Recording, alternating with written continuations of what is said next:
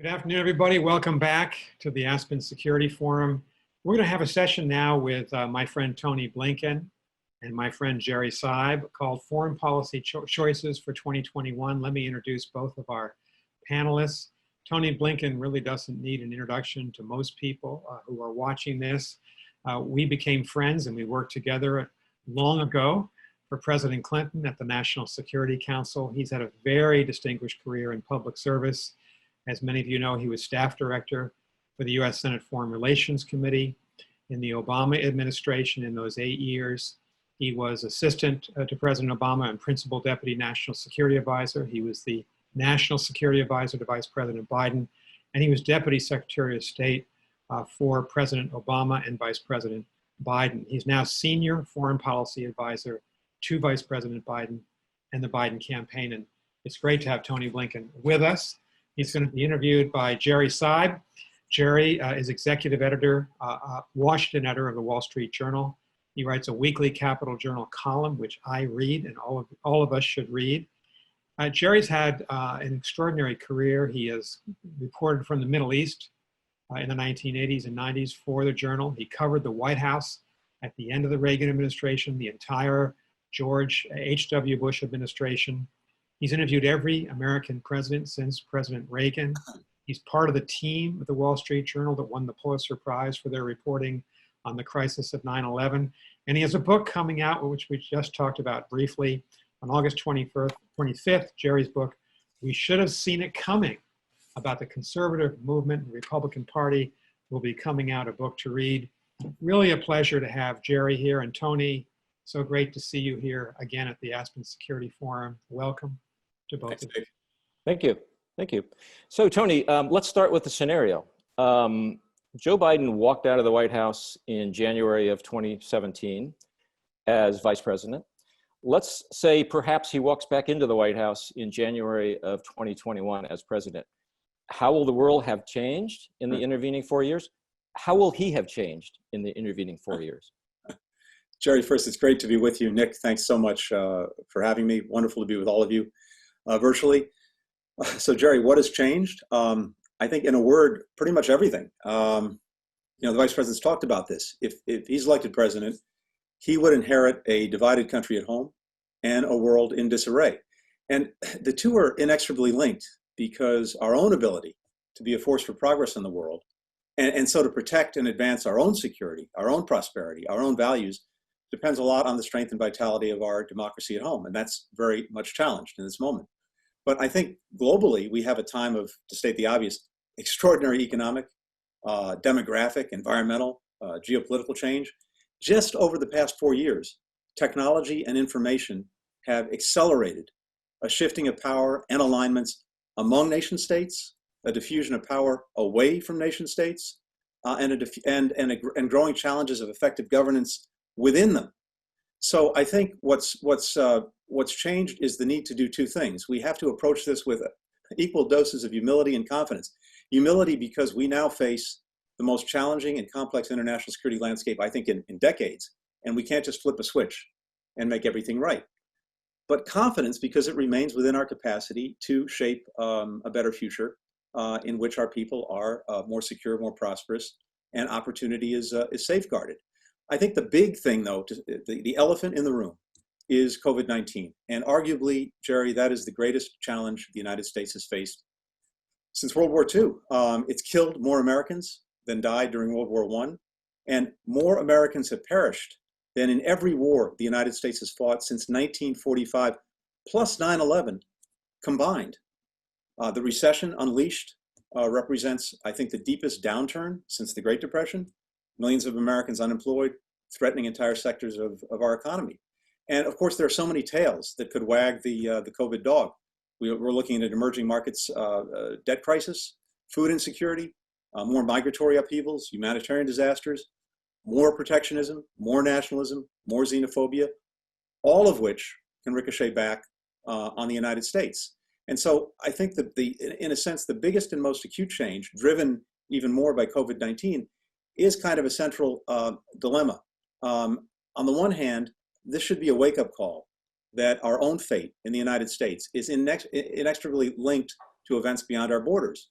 But the dilemma is this: when we have mounting transnational dangers, unprecedented interdependence, we have to find collective and sometimes even global responses. But we have rising nationalism, eroding faith in government, faltering international institutions, the diffusion of power that I mentioned, and resurgent great power competition, making that very cooperation increasingly difficult to achieve. So we have a lot of work to do if there is a Biden presidency. And very quickly, I'd just say a couple of quick things in thinking about this environment and how we address it. I think the vice president believes that true security for our people requires investing in them, investing in our democracy, investing in our solidarity with the rest of the free world, and investing once again in our global leadership. So we have to start to rebuild the foundational strengths of the United States, promoting innovation, reinvigorating alliances, and partnerships with other democratic nations. And that in turn becomes the core for collective defense and high standards international cooperation across the whole range of policy issues. And it would give us some negotiating leverage and the attractive pull of a strengthened community of democracies to try to shape more cooperative responses to these very, very big challenges. So, Tony, as you just suggested, and by the way, Tony and I will talk for about half an hour, and then I'll pivot to questions from the audience, so keep that in mind. As you just suggested, you know, when the coronavirus is dealt with, we will still be left with China as the paramount strategic challenge, the most important bilateral relationship in the world, and one that's become much more troubled. And as the Trump campaign will remind us endlessly over the next 90 days, a lot of these adverse trends, South China Sea security problems, intellectual theft, happened on Joe Biden's previous watches in the Senate and in the White House. So the question is, how will Joe Biden as a president view China? Partner, competitor, rival, enemy, what and how?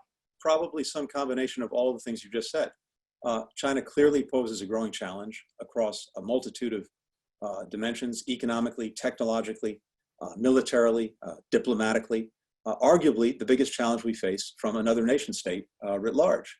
And as you suggested, we have to contend with one dimension of this, which is an increasingly assertive China that uses its economic might to coerce others and reap unfair advantage, that tends to ignore international rules to advance its own interests, that asserts unfounded maritime and territorial claims that threaten freedom of navigation, represses its own people, a democracy in Hong Kong. So this is a huge, huge challenge. But I think here's where we have to start from. We have to put ourselves in a position of strength from which to engage China so that the relationship moves forward more on our terms, not theirs. And the problem is this: right now, by virtually every key metric, China's strategic position is stronger and ours is weaker as a result, I believe, of President Trump's failed leadership. Think about this, Jerry. The president has, in effect, helped China advance key strategic goals: weakening American alliances, check; leaving a vacuum in the world for China to fill, check; abandoning our values and giving Beijing a green light to trample human rights and democracy in Xinjiang and Hong Kong, check; and then, maybe worst of all, debasing our own democracy by attacking its institutions, its people, its values virtually every day, and so reducing its appeal with regard to the competition with China. And that's almost checkmate. So the problem is this: I think we have to think about it this way. In many ways, the challenge posed by China is less about their strength than it is about some of our self-inflicted weaknesses. Put another way, this challenge is about us, the competitiveness of our own economy and workers, of our democracy and our political system, of our alliances and partnership, of our values, all of which I believe President Trump has done so much to undermine, but all of which are actually fully within our control. So what would a Joe Biden do? Make sure that we're investing in ourselves, in our workers, in our technology, in our companies.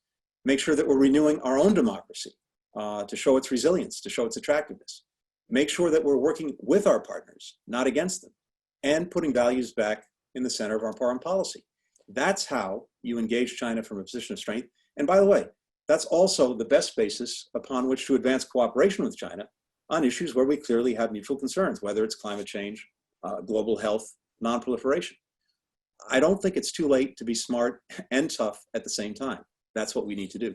So one of the items that was supposed to fill the vacuum that you just referred to was the Trans-Pacific Partnership, TPP, negotiated by the Obama administration, championed by Vice President Joe Biden.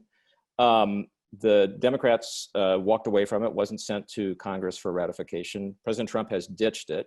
What does a Biden administration do? Does it come back? Does it come back in its current form? Or after some prolonged renegotiation, is there an attempt to relaunch TPP? Well, I think the Vice President spoke on this before, and he said that if we were going to re-engage TPP, we'd have to renegotiate it. But the problem is the world and the other original TPP partners have moved on, and they have worked an agreement with China. Many of the provisions that we negotiated into it were negotiated out. That's usually problematic. I think the idea behind TPP is a good one. Its realization may have fallen short in some ways, but the idea behind it is a good one. A high standards, a race to the top agreement in which the rights of workers, the environment, transparency are all front and center. And by the way, if even in its original conception, it applied to China, that would require China to take steps to undo some of the unfair advantages it gives itself through state-owned enterprises. So that's positive. And I think the other idea behind it that would have to, again, be realized in a different way is China needs to face a choice. If 40 or 50% of world GDP is together in a high standards race to the top agreement, if that could be achieved, then China has to decide whether it wants to be part of that or left out. And if it wants to be part of it, it would have to adhere to those high standards. But at this point, given where we are, given some of the deficiencies, something like that would have to be renegotiated. And whether that's possible or not, I don't know. So that's an if question. You said if it's going to be revived, it would have to be renegotiated. That's not a commitment to do that. That's correct. So it's possible TPP just vanishes forever in a Biden administration. Well, I think the principles behind it might be resurrected in and moved forward and made better in some other form. That's certainly possible. But the larger point is this: if you're dealing with some of China's excesses in commercial diplomacy, in trade, or for that matter in technology, which is obviously a vital chapter, are you better off going it alone? Are you better off inflicting a massive tariff war that does more damage to yourself than it does to China? That's what happened in the case of President Trump. He started a tariff war. It did terrible harm to our own farmers, our own manufacturers, our own consumers. If you look at some of the numbers, and Jerry, you know this, the numbers I've seen about a $1,200 loss in average American real household income, canceling of the temporary benefits for American families that they got from the tax cut. Farm bankruptcies were up, I think, 20% last year. Farm income was down almost $1 billion, even after taxpayer-funded subsidies. And then, of course, the manufacturing recession that was wreaking havoc even before the pandemic. So do you do that? And at the same time, do you alienate the countries that should be with you because they are similarly aggrieved by some of China's practices by starting tariff wars against them and by constantly insulting them? Or do you work together with other democracies and similarly aggrieved countries to set the highest possible standards and then take that weight and apply it to dealing with China? I think the answer is self-evident.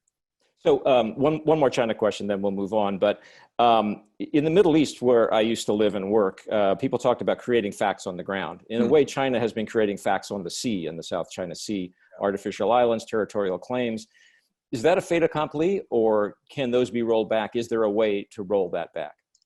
Well, I don't think it's a fait accompli, but it is a big challenge.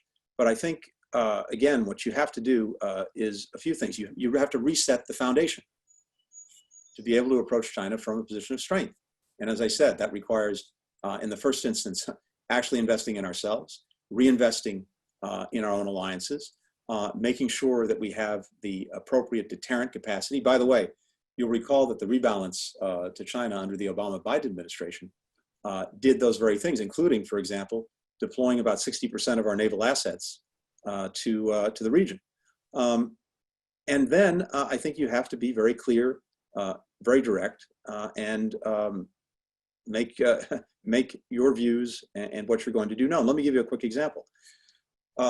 During the Obama-Biden administration, China unilaterally declared an air defense identification zone, basically requiring airplanes flying through international airspace, not Chinese airspace, to identify themselves to the Chinese government. Vice President Biden went to Beijing. He saw President Xi Jinping, and he said to him very matter-of-factly, we will not recognize the air defense identification zone. We're going to fly our planes through it. And that's exactly what we proceeded to do, flying our bombers through it. Similarly, with freedom of navigation operations in the South China Sea, which the vice president was a strong advocate of. So I think if you're clear, direct, and you back up your words with deeds, the government in Beijing will respect that. Let's turn to Iran. The nuclear deal, JCPOA, is it back on day one of the Biden administration? Well, let's think about where we are first, because there's a lot of digging out to do. When President Trump walked away from the JCPOA, the Iran deal, an agreement that was verifiably working to block Iran's path to nuclear weapons, he promised, in effect, a better deal. And he also said that the pressure he would exert would make Iran less dangerous. Unfortunately, the opposite has happened. Iran is building back its nuclear capability. President Trump effectively freed Iran of its commitments, and Iran now admits to enriching uranium at higher levels. It's using more advanced centrifuges than ever before. And by the calculations I've seen, the breakout time necessary for Iran to have enough nuclear material to create a weapon has decreased from more than a year under the deal to a handful of months now. And it will get shorter and shorter if we continue this way. Inspectors have been blocked from some Iranian sites. All of this under President Trump's watch. And then at the same time, in withdrawing from the deal, the president has isolated us from our closest partners and also encouraged Russia and China to move closer to Tehran, thus undermining our own ability to work with the very countries we need to check Iran's destabilizing actions beyond the nuclear file. The president, as you'll recall, Jerry, also promised that pressuring Iran with new sanctions that our allies opposed would stop its aggressive behavior in the region. Well, what did we see? The opposite. It became more aggressive, not less. It responded to President Trump's sanctions by targeting oil tankers in the Gulf, infrastructure in Saudi Arabia, US troops in Iraq, downed an American drone. And as all of this was kind of spiraling up, President Trump brought the United States pretty close to a possible war with Tehran on several occasions. He sent thousands of additional US forces to the Middle East at a time we should actually be ending the so-called forever wars. And then you'll remember this, after Iranian-backed attacks on that Saudi oil facility and the death of an American contractor in Iraq, there was our own retaliatory strike against Qasem Soleimani. No tears shed over his demise, but that's got to be done in the context of an actual strategy. Well, Iran then launched a dozen ballistic missiles at a US base, traumatic brain injuries to more than 100 US service personnel. The bottom line, by walking away from diplomacy, by acting erratically, President Trump has made conflict more likely, and the nuclear program is actually now advancing instead of being stopped. Which brings us to something I think that's happening right now, because this is going to be important too, come next January. That's the arms embargo, which expires in October. Secretary Pompeo has been talking about now the US launching an effort to extend it indefinitely at the United Nations. As best I know today, and maybe this will change, but as best I know today, not a single ally is on board with that indefinite extension. So Russia and China can probably keep their veto ink dry at the Security Council.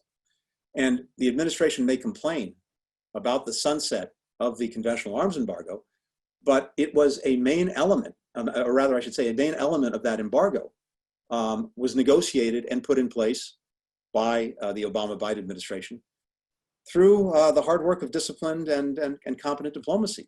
And of course, we insisted in the JCPOA itself on powerful sanctions snapback provisions. There's only one catch. Snapback needs to be invoked by a participant to the nuclear agreement. And in pulling out of the Iran deal, the administration literally headlined its press release, ending US participation in the JCPOA.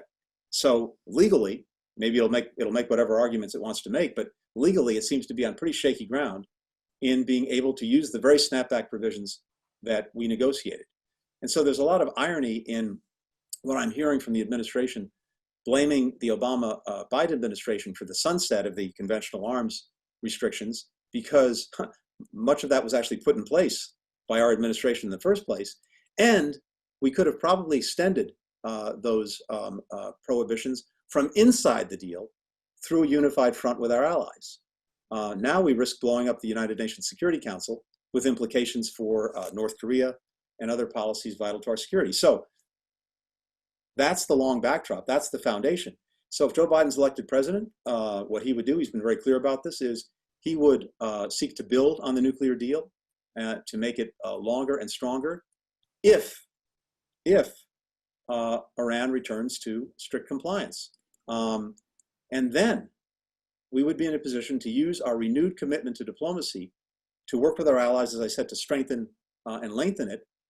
But also, we'd be in a much better position to effectively push back against Iran's other destabilizing activities, because we would once again be united with our partners instead of isolated from them. More broadly, if you look at the Middle East and the Trump administration's approach to it, President Trump's personal approach to it, it seems to very clear that his goal is to shrink the American footprint, to recede from the region, on the not unreasonable logic that Americans are tired of what you refer to as endless wars. Would the Biden administration continue that trend line? Well, President Trump has said he's doing that, but if you actually look at the numbers, he's increased our forces in the greater region, I think at last count by about 14 or 15,000 over what he inherited. So it's a strange way of saying you want to end these wars by actually increasing our troop presence significantly. At the same time, there have been these almost schizophrenic, erratic actions where, seemingly on a whim or following a conversation with President Erdogan, the president unilaterally, apparently without consultation too with our own Defense Department, never mind our allies, never mind Israel, immediately concerned, announces a withdrawal of forces from Syria. A small number of forces who are leveraging their presence in very, very important ways to make sure we can not only defeat Daesh, but keep it defeated. So, I think we're already in a sort of head-spinning position between what the president says and what he actually does. But I think it's fair to say that if you look hard at our interests, if you look hard at where the world is going, we are, generally speaking, over-leveraged in the region. And there are ways of achieving our security and advancing our interests with a lot less. And I think, for example, we have to distinguish, Jerry, between massive deployments of US forces indefinitely without a clear exit strategy into conflicts that really aren't about us in the first place, to, for example, having a small presence of primarily special operators in very small numbers who are leveraging 10, 20, 100 times their numbers in local forces who take on a problem that may affect us. And Syria is a very good example of that when it comes to Daesh. We had, I think at its height, a couple of thousand special operators and support in country. They were leveraging 60 or 70,000 Syrian Democratic Forces. And that successfully took the fight to Daesh, took back Raqqa, eliminated the geographic caliphate. We need to be able to distinguish between those kinds of things. Let's turn to Russia. It's still a hugely important bilateral relationship, but an increasingly troubled one. Narrow question for starters. The Trump administration, one of the issues in that relationship is the need to renew the START agreement. Yeah.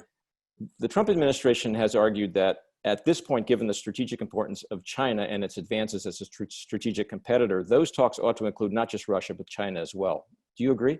That's an excuse for never getting to a renewed agreement. Yes, there is an issue with China and its own arsenal, although it's infinitely smaller than ours or Russia's. But if we tried to do that, whatever the benefits would be, it would take forever. It might get nowhere. And meanwhile, New START and the advantages that it brings would expire. So no, the first thing that we should do, and that a Biden administration would do, assuming that Russia wants the same thing, would be to extend New START. Strategic stability, for all of the huge difficulties, profound difficulties in the relationship, is a positive. It's good for the United States. We should extend it. And more broadly, is it time for a reset with Vladimir Putin? And if so, how do you do it? So, you know, I was doing some reading the other day, and thinking that Russia might come up. I just want to read you something very briefly, a quote, and this will be a foundation for answering the question. So, the quote is this: at the bottom of the Kremlin's neurotic view of world affairs is traditional and instinctive Russian sense of insecurity. Russian rulers have invariably sensed that their rule was relatively archaic in form. To this was added, as Russia came into contact with an economically advanced West, the fear of a more competent, more powerful, more highly organized societies. For this reason, Russia's rulers have always feared foreign penetration. Russians will participate officially in international organizations where they see the opportunity of extending power or of inhibiting or diluting the power of others. Efforts will be made to disrupt Western national self-confidence, to hamstring measures of national defense, to increase social and industrial unrest, to stimulate all forms of disunity. Poor will be set against rich, black against white, young against old, newcomers against established residents. So that quote is from George Kennan in his long telegram from 1946. And it sounds eerily up to the moment. Against that backdrop of what has been a constant thread in Russia's attitudes toward the world that existed in some manifestations before Vladimir Putin and probably will continue after him, but that Putin has added an accelerant to in many ways, what do we have? We have, unfortunately, tragically, and inexplicably, President Trump standing with President Putin on the world stage and saying that he took President Putin's word over that of our own intelligence agencies when it comes to interference in the last elections. We have the president, of course, taking a 2x4 on a regular basis to NATO, treating it like a protection racket instead of the most vital and important of our alliances. And we, of course, have maybe the most egregious behavior that I've seen and really can't explain, which is when confronted with evidence from the intelligence community that Russia was placing bounties on the heads of American soldiers in Afghanistan, the president ignored it. And maybe even worse than doing nothing, what did he do? Apparently, he spoke to President Putin a half a dozen or so times after this intelligence appeared in the president's daily brief, the most important intelligence the president receives, and by the president's own acknowledgement, did not raise the issue once, and even invited President Putin to Washington and tried to invite him back into the G7. So we have a big problem here that is almost inexplicable. So what is to be done, to coin a phrase? I think a Biden administration would, first of all, confront Mr. Putin for his egregious actions, not embrace him, as this president has repeatedly done. We would not trash NATO. We would seek to strengthen it, strengthen its deterrence, invest in new capabilities to deal with all sorts of challenges in cyberspace, in outer space, under the sea, artificial intelligence, electronic warfare, some of which come from Russia, others are more broad, and of course provide robust security assistance to countries like Ukraine, Georgia, in the Western Balkans. We would look to impose real, meaningful costs with coordinated actions and sanctions, exposing corruption. And you need to be very clear and specific with Mr. Putin about what's at risk. But there also might be some incentives as to what he could gain through trade, through investment, through a seat at the table, if Russia changes its actions, that would help relieve their growing dependence on China. We would need to build our own resilience by hardening election infrastructure, by getting dark money out of politics, by pushing tech companies to deal effectively with disinformation. We need to focus on strategic stability, again, as you started with, by extending New START. And then finally, I think we have to look at new ways to engage people-to-people ties, to support civil society, very, very complicated because Russia makes it so hard, but there are ways to do that. So there needs to be a comprehensive approach to Russia that has much more clarity, much clearer declaratory policies, and a president who doesn't have an inexplicable relationship with Vladimir Putin. I have about 10 more questions I'd love to ask you, but let me not occupy the time. We have a lot, you won't be surprised, a lot of hands raised for questions from the audience. So let's start with Charles Seegers and then go to Lori Garrett. I think you need to make sure that your computer is unmuted and that your video is on as you seek to ask a question. I hope you can hear me. Yes, hey, sir. Charles, good to see you. Very good to see you. Thanks you for all your hard work. It's been quite informative. Quick question. Not a lot has been talked about the African continent and the emerging nations in Africa. How important is that to our national security, and where has Trump administration failed in the foreign policy there today? Well, I think it's usually important in ways that we tend not to, unfortunately, to focus on. I think when you look at it, this extraordinary growth of a youth population, that in and of itself, if a quarter of the world's population in the coming decades is going to be from Africa, by definition, we have a need to engage it more positively, more productively. At the same time, I really worry deeply about the effect that COVID-19 may have, particularly in Africa, with less resilient health infrastructures. Although with a younger population, maybe the consequences won't be as grave with COVID-19 itself. I hope that's right. We'll see. But we do need to be thinking in ways that are very different from the way we're approaching it now, because frankly, it's the continent's mostly being ignored. So some of the things I think we need to do, and I know that President Biden would do. First, I think we want to try to engage a multiplicity of African countries as actual partners in pursuing some of the interests that we have in common on the security front: global health, climate change, freedom and democracy, shared prosperity. The Vice President's talked about actually convening a summit with African leaders, as well as U.S.-Africa business leaders, regularly during his administration. This is building on something that we did during the Obama-Biden administration. And if you do that regularly and have that kind of connectivity, and then have the need, when you have these meetings, for actual deliverables, that's one way of making progress. I suspect President Biden would travel to Africa pretty early in the administration and try to re-energize some of these relationships. But also, we need to re-energize our own diplomatic corps and actually fill key ambassadorial positions and other positions at the State Department and make that a priority. There is a huge economic challenge, Charles, as you know. Africa has slipped into recession for the first time in 25 years because of COVID-19. And that stalled growth is threatening to roll back years of progress in terms of reducing extreme poverty. So I think there's an imperative for us, but also for other countries, as well as the relevant international financial institutions, to work with governments in Africa, to work with the US private sector, to try to jumpstart growth across the continent so that they can return to becoming some of the fastest growing places in the world. But last thing I'd say is this, and I come back to the first point. I think by last I checked, the population is something like 1.3 billion people across the continent. The median age is 19 years old. There's an incredible resource there in the continent's young people. So that's, again, something that we tried to engage in the last administration.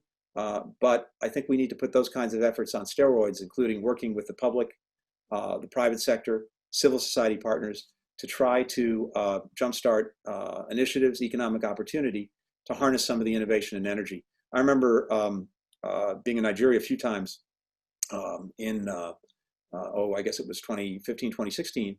And, you know, one of the striking things there was, I think there was something like, at last count, almost 70,000 registered NGOs. There is an extraordinary talent pool of young people, extraordinary minds, and we have a huge, huge incentive to try and channel some of those minds and that youth and that energy into moving the continent forward and moving our own relationships forward. So we'll go to Laurie Garrett and then Ambassador Deborah McCarthy after that.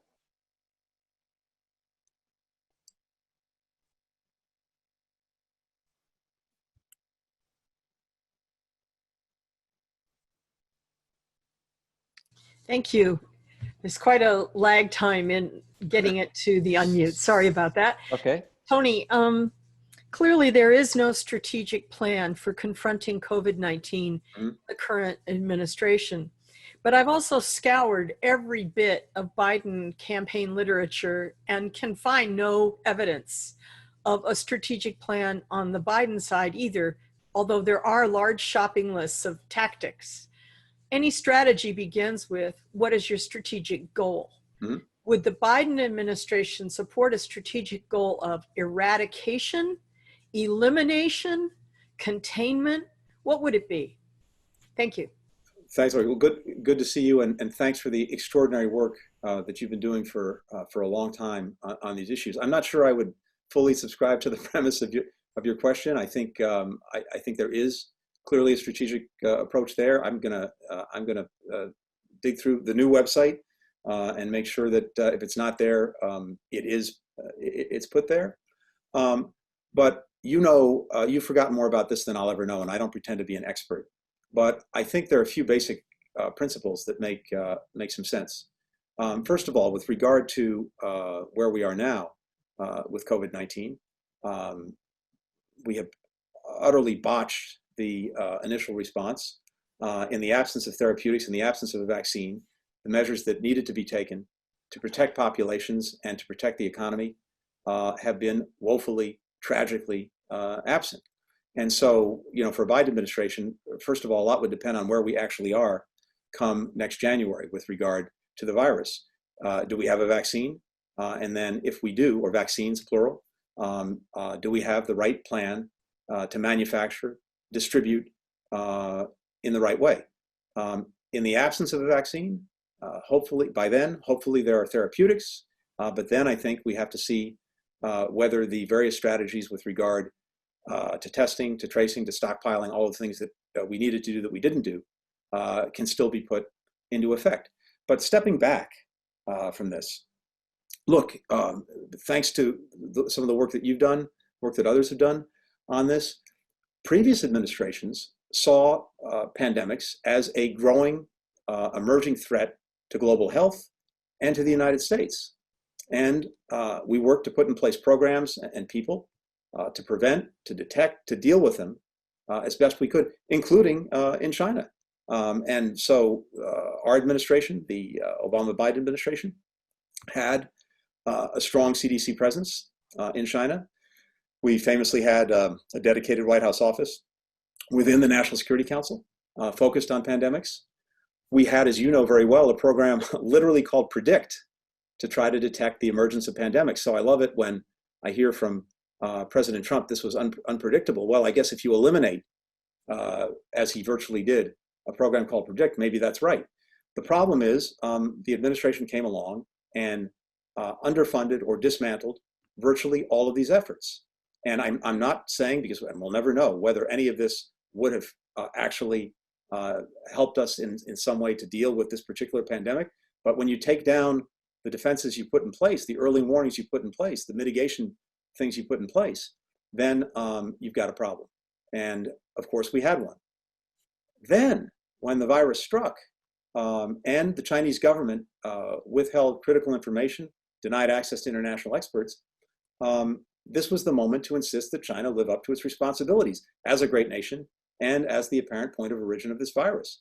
But instead, President Trump repeatedly praised their transparency and cooperation for the better part of 2 months when they were doing exactly the opposite.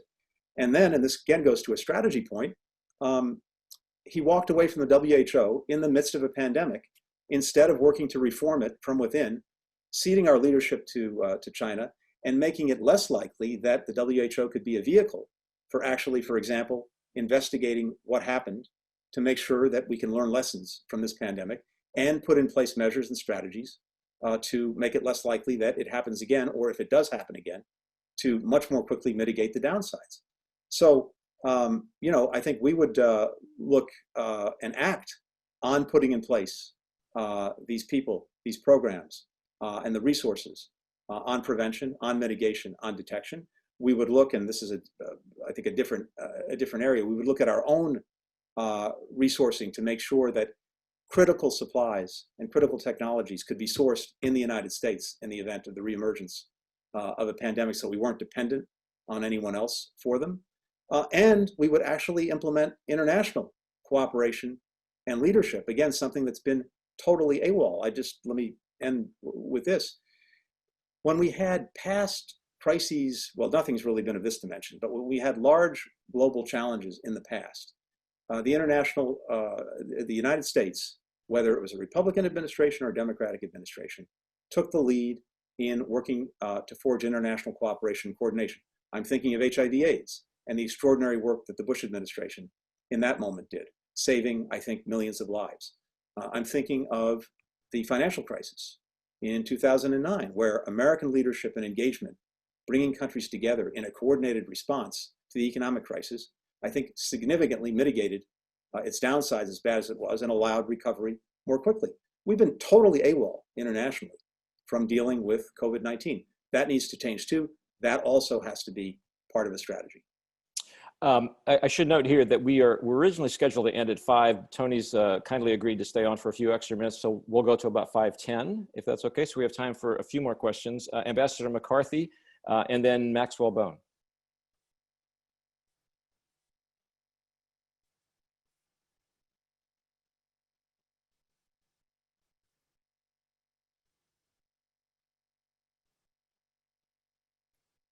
I think.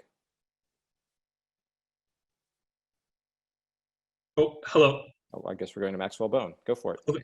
Hi, thank you, Mr. Blinken. A few days ago, you said that the Biden administration would oppose any efforts to single out Israel, be it at the UN, be it through BDS. I'm curious where you personally and where you think President Biden would draw the line between criticism of Israel for things such as annexation of the West Bank, an increase in settlements, and where you would stand up against criticism that you may deem to be unjust of the state of Israel. Thank you very much.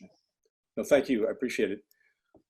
Look, I think the Vice President starts from two propositions. One is that he resolutely supports the relationship between the United States and Israel and has what he would call an ironclad commitment to Israel's security, a commitment, by the way, that's been there, again, through Republican and Democratic administrations. Israel has never been, until now, unfortunately, a partisan political issue. And I think it's very bad for the United States and for Israel that some would try to turn it into one. But the Vice President equally believes that the best way, maybe the only way, to guarantee Israel's future as a Jewish and democratic state and to make sure the Palestinians have a state to which they're entitled is through a two-state solution, as distant as that may appear. And so for him, any unilateral action by either side that makes that already difficult prospect even more difficult is something he opposes. And he's been very clear in his opposition to annexation, in his opposition to settlement expansion, precisely for that reason, as well as to his opposition to things that the Palestinian Authority does or doesn't do to make the chances for two states more distant than they are. And with regard to BDS and with regard to actions that he sees as unfairly singling out Israel, he opposes those too, but he also fundamentally respects the right of Americans to free speech. So people should be able to say what they believe. And he will say, if he disagrees, what he believes. He also believes that we should do our best to have our criticisms and conversations with our closest partners like Israel between us and see if we can get change and move things in a better direction that way. So that's how he'd approach it. I think we have time for two more questions, so we will do Michael Polt and then Stephen Keenan. Michael.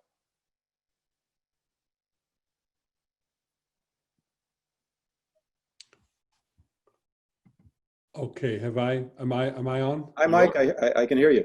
Good Hi, to see you. I'm sorry, I haven't done, okay, my video here. Very briefly, thank you very much. This was an impressive tour de horizon that you're giving us. Quickly back to strengthening alliances and dealing with Russia. The troop withdrawals from Germany. Yeah. I wonder if you could say a few things about that and where you would stand on that issue and how the vice president sees that move. He's been very, very clear on this. I think he sees the announcement of these troop withdrawals as incredibly short-sighted, incredibly counterproductive, and in effect instigated by President Trump's pique at Angela Merkel and at Germany, not the strategic interests of the United States. And it is going to undermine the NATO alliance. It's going to harm U.S.-German relations. And it's a gift to Vladimir Putin. So I don't think we could be any clearer about that. Secretary Esper tried to do an ex post facto justification and put some strategic lipstick on the pig, but it's still what it is. And, you know, the president was very clear that moments after Secretary Esper tried to rationalize what was being done, the president came out and admitted that he did it because he believes Germany is, quote, not paying its dues to NATO, which, as I think everyone in this audience knows, is a profoundly misguided statement, one the president's made repeatedly. So that's what this is about. And ultimately, it just is part of a long continuum of actions that have undermined the alliance. And basically, the president tends to treat it as a protection racket. They pay or we don't stay. Never mind the profound interests that we have in being there, in strengthening and sustaining the alliance. This is not a gift that we give to others. It's profoundly in our own self-interest.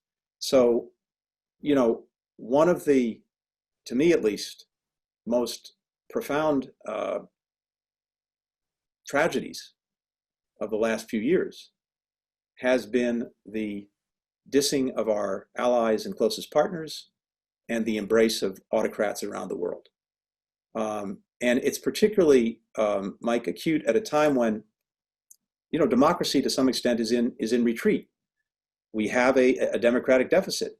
Of the 40 or so countries that have been rated fully free for decades by Freedom House in the 80s, the 90s, the early 2000s, fully half are sliding back on various metrics of democracy. So this is the very moment when countries, democracies around the world are calling out or looking to the United States to be a leader of the free world. And at that very moment, by constantly embarrassing and insulting allies and embracing adversaries, honestly, President Trump seems to have suited up for the other team. I don't understand it, but it's weakened us dramatically, and it's also taken the floor out of the perception of the United States in the world. Look at the surveys that Pew does on a regular basis, others.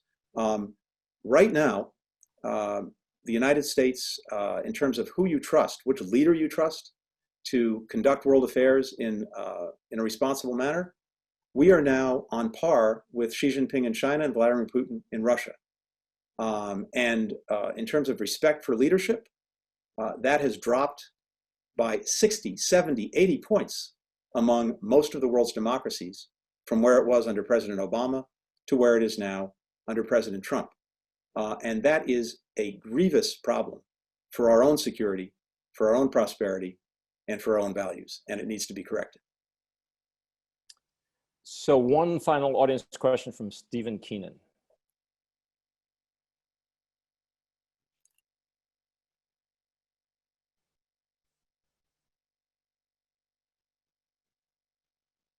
Thank you for a very great conversation. And once again, the Aspen Institute has shown itself to be truly bipartisan. But, you know, at this moment, I'm not. Tony, I wish you the best of for getting sanity back into the White House. I don't think that we need to look at the 2016 elections for Russian involvement with President Trump's personal life, it goes way back. And he's clearly in Putin's pocket, in my opinion. Most likely, we have the first time ever in the history of the United States where a sitting president knows the minute that he's a private citizen, the Southern District of New York has an indictment waiting for him. And that's a pretty dangerous situation. But my question to you, Tony, is that I just read recently, I'm in Colorado, and we're one of 6 states that have done very successful mail-in balloting. But I'm not seeing anything from the Vice President Biden campaign. And I'm a big supporter of Susan Rice being his selection. Susan can patch up our international relations. President Biden can do what he's great, where he's got empathy and heal the nation, our nation. But my question to you is that it seems to me, looking at 2 congressional races in New York, and it's been a long time and the voting is not finished yet, don't you think that the campaign needs to be, just as you're not knocking on doors. Jen Ryder is an excellent selection to be doing your that position, but you're not knocking on doors. Don't you think and I think that's a good idea. Don't you think that the campaign should be reaching out publicly, encouraging all the states to gear up for a massive amount of mail-in ballots? I like the idea that someone mentioned earlier in the forum that we know by 11 o'clock election night that we're going to have a sane president again. Thank you. Tony, don't pass up the chance to tell us who the vice presidential choice will be. Well, I don't know. And if I did know, I couldn't say. I can just say generically that Susan Rice, there is no one tougher of mind or warmer of heart than Susan. I worked for her for 2 years. She's a remarkable person, but I have no idea where this is going. The vice president will make his decision on his time, and I know, given the people who are in contention, it's going to be a good one.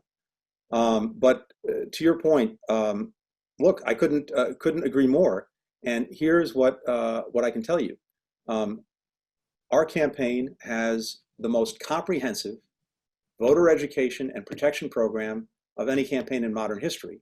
We are spending more money. We're deploying more people than ever, including in 2008 or 2012 or 2016, with these very clear objectives: making sure the American people have the opportunity to vote, whether it's by mail, whether it's early, whether it's day of. And I think you'll see increasing manifestations of that effort, including a very significant information campaign in the weeks ahead. The first vote is, I think, 5 or 6 weeks from now, as states begin early voting.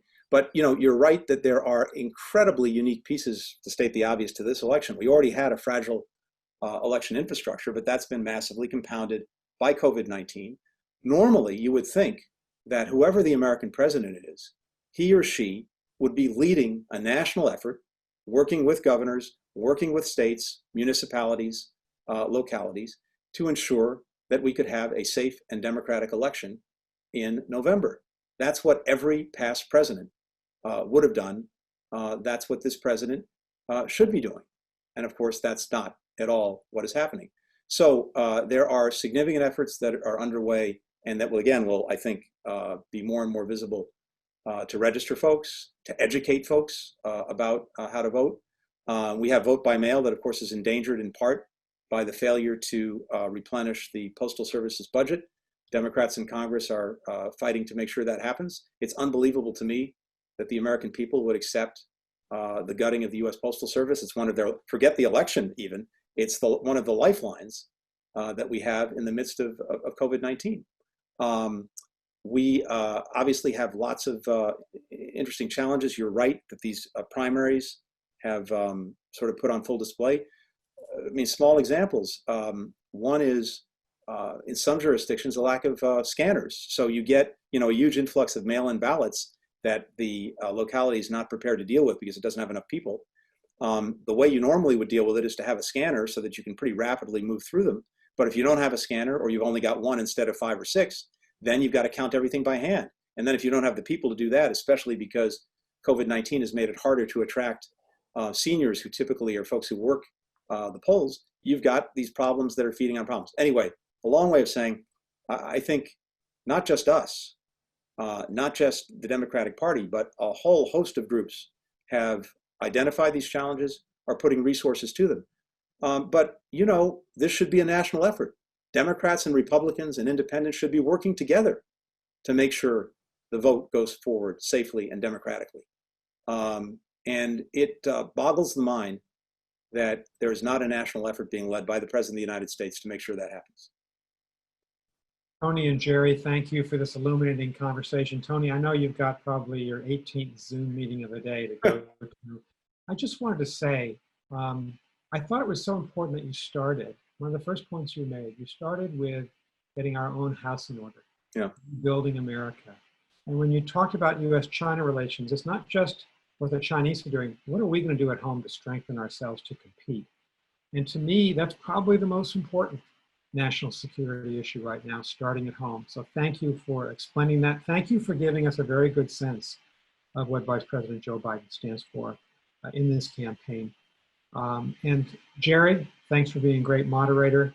I hope everyone's going to buy Jerry's book, which comes out on August 25th. Thanks to you both.